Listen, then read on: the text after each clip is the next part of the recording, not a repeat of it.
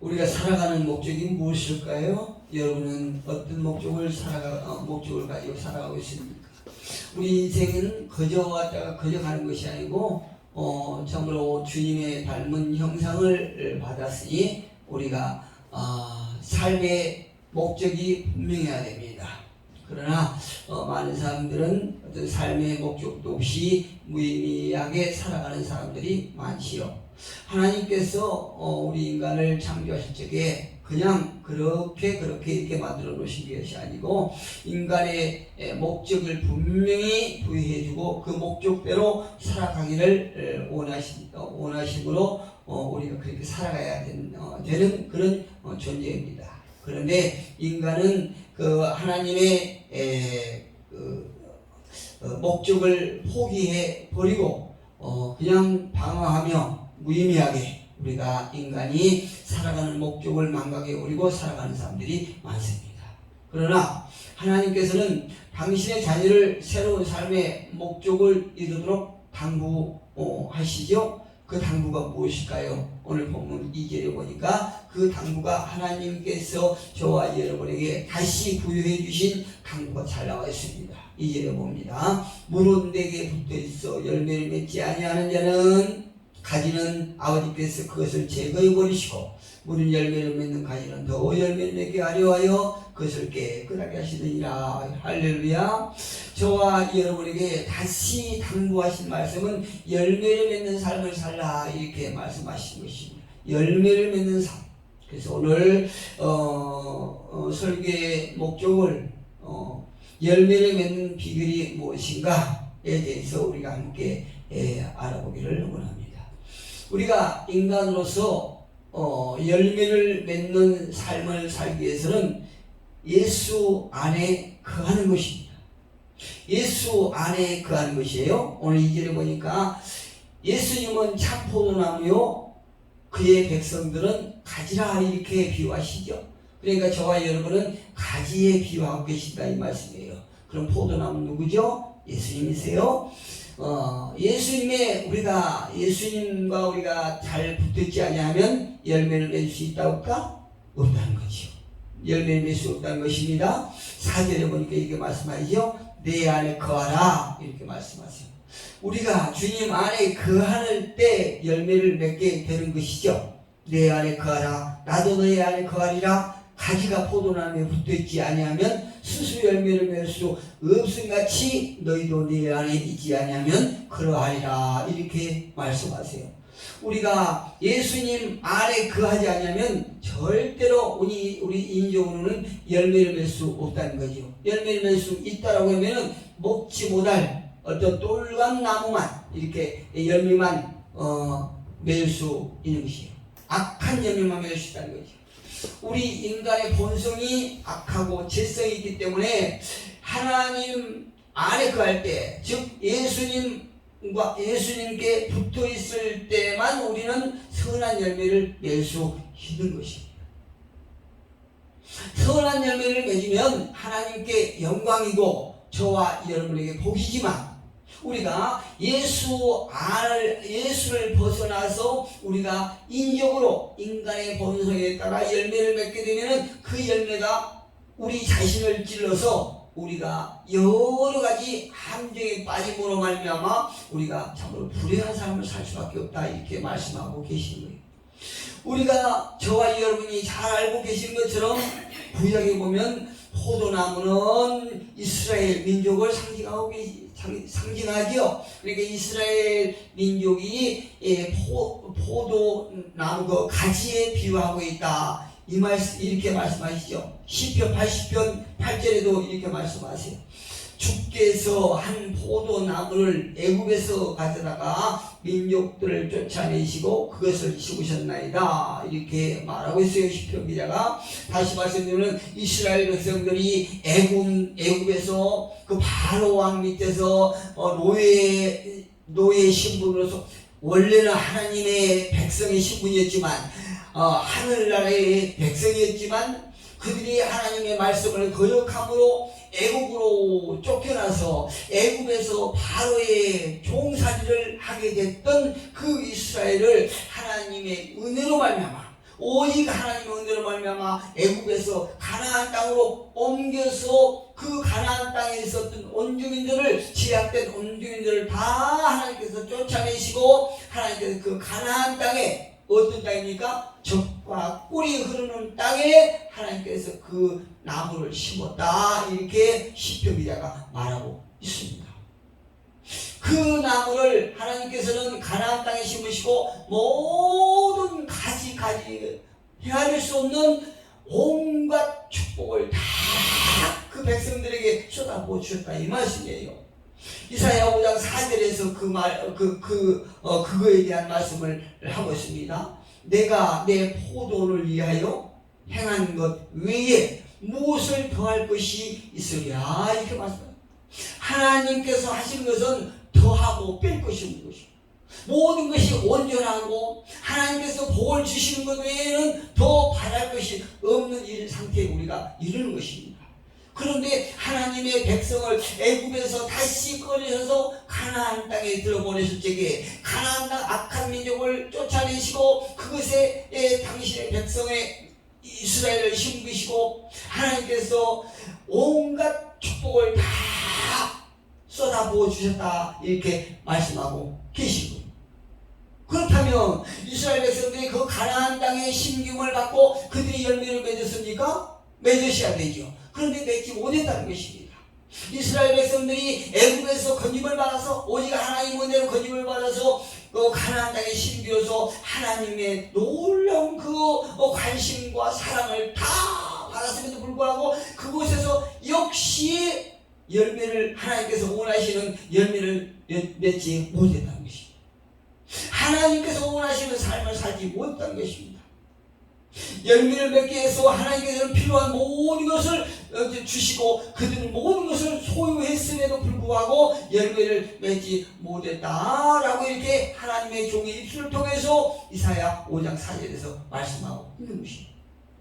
그들이 구체적으로 범한 죄가 무엇입니까? 의로움 대신, 믿음 대신 불신앙을 가지고, 또 공평 대신 포악을 일삼았고 하나님 대신 세상을 더 사랑했던 것입니다. 이스라엘 백성들. 그래서 하나님의 택함을 받고 하나님의 그토록 엄청난 사랑을 받았음에도 불구하고 그들의 삶에 실패하고 마른 민족이 이스라엘 백성들입니다. 그때 하나님은 그들에게 베풀어 주셨던 사랑의 관심을 거두시고 무방비 상태에 버려둔 것이에요.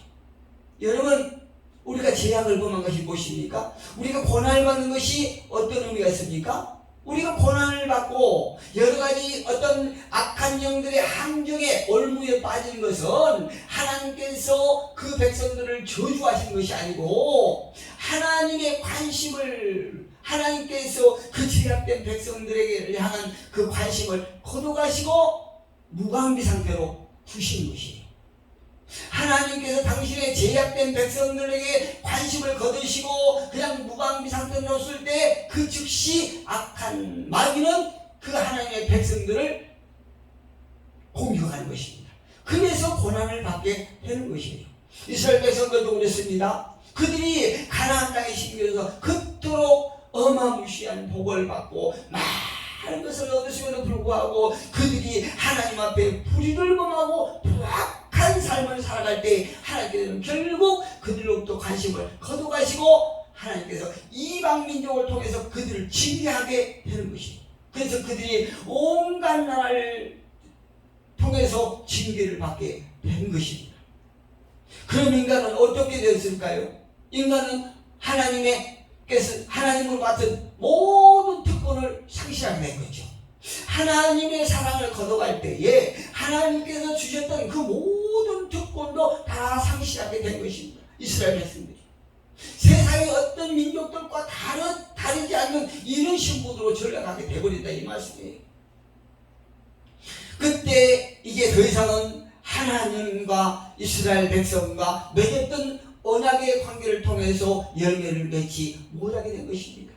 이스라엘 백성들이 그들의 삶 속에서 열매를 맺을 적에 하나님과 그들 사이에 맺은 언약의 관계로 인하여 그들이 열매를 맺고 하나님께 영광을 돌리고 하나님으로부터 모든 것을 공급받는 이런 관계가 되지 않습니까? 그런데 그들이 하나님의 말씀을 거역하고 자신들의 의지로 살아가면서 갖가지 우상을 섬기고 세상을 더 살아가는 그 대가로 말미암아 하나님과의 언약은 파괴되고, 이제 그들에게 하나님과의 관계를 통해 언약 관계를 통해서 맺을 수 있었던 열매를 맺지 못하게 된 것입니다. 왜 그럴까요? 왜 그랬을까요? 이제 하나님과 그들이 맺은 언약 관계로 인하여 맺을 수 없고 열매를 맺을 수 없게 된 것은 하나님의 새로운 포도나무가 생겼기 때문에 그런 것이에요. 할렐루야. 그 하나님께서 새로운 하나님께서 보내신 새로운 포도나무는 무엇이냐? 바로 예수 그리스도라는 사실을 믿으시기를 주님의 이름으로 축복합니다. 오늘 본문 1절에 보니까 이렇게 말씀하죠. 나는 포도나무요. 누구요? 예수 그리스도예요. 나는 포도나무요. 내 아버지는 농부라. 아버지와, 그러니까 참 포도나무와 그 가지가 열매를 맺을 때에 하나님께서, 농부 대신 하나님 아버지께서 그 열매를 거두시는 분이다, 이렇게 예수님이 말씀하시는 것이에요. 이 새로운 포도나무가 그 전에는 이스라엘 백성들과 하나님 관계에 언약을 맺어서 언약 관계로 인하여 열매를 맺었으나, 이제는 하나님의 언약 관계를 벗어나서 새로운 포도나무를 통해서 열매를 맺는 이 방법을 하나님께서 인간에게 주셨다는 거죠. 하나님의 백성들에게 주셨다고 말씀하시는 것이 오늘 본문에서. 이렇게 하나님께서 내세우신 나무가 바로 새로운 포도나무요. 그 새로운 포도나무는 예수 그리스도이신 것입니다. 이제는 더 이상 우리가 하나님과 우리 사이에 맺은 언약적 관계를 통하여 열매를 맺는 것이 아니라 예수 그리스도 안에 거할 때 열매를 맺게 되는 것입니다. 왜 그렇게 해야 됩니까? 왜 우리가 예수 안에 거해야 됩니까?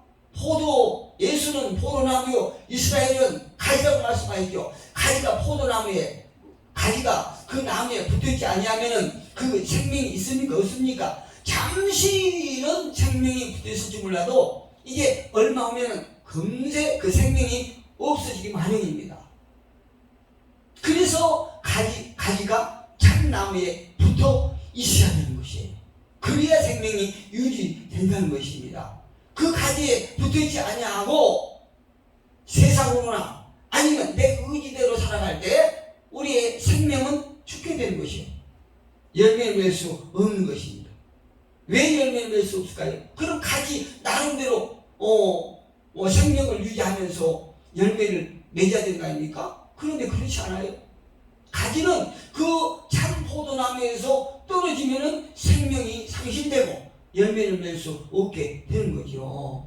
우리가 농사를 지어보면 알잖아요. 고추나무가 고추를 따라가면요, 고추나무가 싱싱한데 그 중에 어떤 가지가 딱 부러져 있어요. 그럼 그 가지를 보면 분명히 시들시들하는 거예요. 그 시들시들한 가지에, 꺾여진 가지에 보면 고추가 잔잔하게 몇 개 붙어있거든요. 근데 먹을 수 없을 정도로 그렇게 말라 비틀어진 그런 것밖에 없어요. 왜 그렇습니까? 그 가지가 나무에 붙어있을 때에 뿌리를 통하여 많은 양분을 공급받게 되는 거죠. 그런데 그 가지가 나무로부터 꺾임을 당하면 나무로부터 떨어져 나가게 되면 양분을 공급받지 못하기 때문에, 그래서 생명이 끊기는 것이고 열매를 맺을 수 없게 되는 것입니다. 4절에 한번 볼까요? 4절 봅니다. 내 안에 거하라, 나도 너희 안에 거하리라. 가지가 포도나무에 붙어있지 아니하면 스스로 열매 맺을 수 없음같이, 가지가 나무에 붙어있지 아니하면 스스로 열매를 맺을 수 없는 것은 너무나 당연한 이치 아닙니까? 우리가 이것은 누구나 다 할 수 있는 상식적이에요. 그렇다면 예수님 안에 거한다는 것은 무엇일까요? 예수님 안에 거한다는 것은 우리가 어떤 일을 하든 간에 예수님과 늘 교제하는 것이에요. 예수님과 교제했을 때에 우리 생각을 잡아가고 우리의 감정을 헛된 길로 자꾸 인도하는 그 악한 마귀 사탄의 공격을 우리가 이길 수 있는 것입니다. 그래서 우리는 예수님과 계속 교제를 해야 된다는 것입니다. 교제를 우리가 교제한다는 것은 다름 아닌 내 의지를 버리고 내 생각을 누르고 내 감정을 통제하고 예수님을 의지하는 것입니다.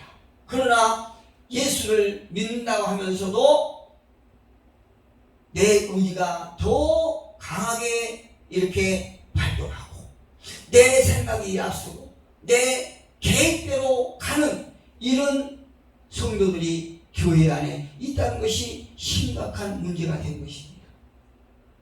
성경은 분명히 너희가 내 안에 거하라 이 말씀이죠. 너희가 나와 계속 교제를 계속 유지해 나가야 된다 이렇게 말씀하고 계시잖아요.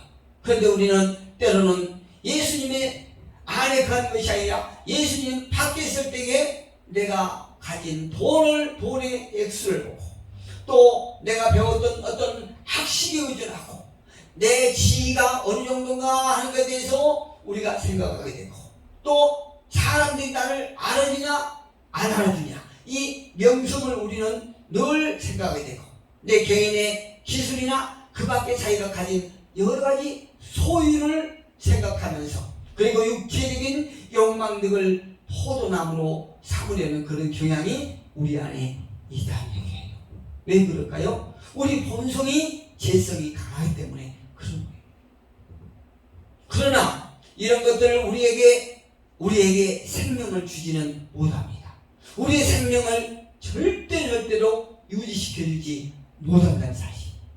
오직 우리 생명이 유지될 수 있는 것은 참 포도나무이신 예수 그리스도만이 우리에게 생명을 주고 그 나무를 의지할 때 우리는 열매를 맺을 수 있다는 엄연한 사실을 우리가 성경을 통해서 여러 루트를 통해서 가르침을 받고 또한 성령님의 가르침으로 우리가 알고 있는 것입니다.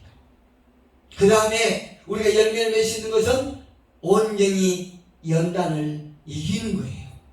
연단이 이겨야만이 열매를 맺을 수 있는 것입니다. 2절에 보니까 이렇게 기록하고 있죠. 무릇 내게 붙어 있어 열매를 맺지 아니하는 가지는 아버지께서 그것을 제거해 버리시고 열매를 맺지 못하는 그런 가지는 아예 쳐서 버린다는 얘기입니다. 아예 잘라서 버린다는 것입니다. 열매를 맺지 못한 나무는요. 그런데 여기 보니까 아주 이해하기 어려운 그런 말씀이 나와 있어요. 열매를 맺지 못한 가지는 아버지께서 그것을 제거해 버리시고 우리가 이 말씀까지는 이해가 가요. 그런데 그 다음에 보니까 무릇 열매를 맺는 가지는 더 열매를 맺게 하려 하여 그것을 깨끗하게 하시느니라 이렇게 말씀하세요. 열매를 맺는 가지까지도 가지치기를 한다는 얘기입니다. 참 희한하죠. 우리 방법은 전혀 달라요. 말씀하세요. 열매를 맺게 하려 하여 열매를 맺게 하기 위해서 그것을 가지치기를 하고 깨끗하게 하신다는 것입니다. 여기서 깨끗하게 한다는 얘기는요. 전지한다는 것입니다. 다시 말씀드리면 여러분 옥수수 좋아하잖아요. 옥수수를 먹기 위해서 어떻게 합니까? 껍데기를 계속 벗기고 하잖아요. 그것처럼 저와 여러분에게 열매를 맺게 하기 위해서 열매를 맺는 데 방해가 되는 여러 가지 껍질을 벗기고 계속 벗긴다는 것입니다. 벗기듯이 하나님께서는 그 백성들이 가진 저와 여러분이 예수님 안에 거하지만 그런데도 불구하고 껍데기를 자꾸 벗긴다는 겁니다. 왜요? 열매를 맺기 위해서 더 많은 열매를 맺게 하기 위해서 벗기고 한다는 얘기입니다. 그 말씀이 전지한다 깨끗하게 하신다 이 말씀이거든요. 또 엊그제도 제가 밭에 가서 무씨앗을 뿌렸는데요.